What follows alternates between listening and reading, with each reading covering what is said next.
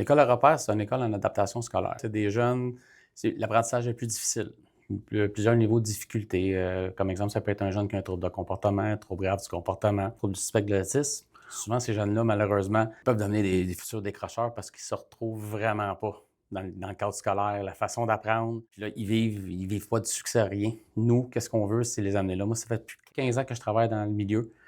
Puis il y a plusieurs jeunes que je trouve tristes, qui décrochent, puis qu'on voit un potentiel immense en eux, mais il faut les amener à croire en eux.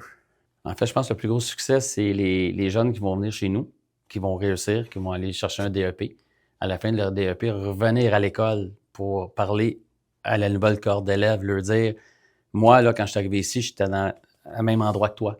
J'y croyais pas, je croyais plus au système scolaire, je voulais décrocher, je leur ai fait confiance. » Puis ça m'a apporté, je suis rendu menuisier aujourd'hui, je suis rendu mécanicien aujourd'hui.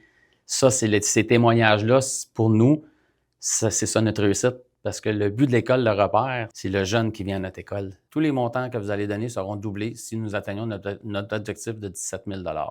Mais ça va directement pour la cuisine, c'est pour les jeunes, pour leur avenir, pour vraiment leur donner un nouveau départ. La levée de fonds pour la ruche, pour améliorer, que tout soit parfait pour eux. J'ai réussi une recette, c'est ça mon succès.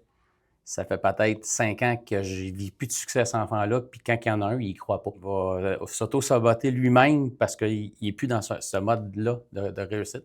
Ça fait partie du programme qu'on va mettre en place pour nos élèves. Il faut qu'ils se préparent à explorer des métiers de la formation professionnelle. La cuisine en fait partie, mais on trouve aussi que c'est vraiment un lieu privilégié pour faire des apprentissages. On veut que nos élèves, qu'ils apprennent à bien communiquer, à être respectueux, qu'ils apprennent aussi à collaborer avec d'autres personnes, même s'ils n'ont pas nécessairement des affinités. Fait que ça va être un lieu vraiment privilégié pour ça.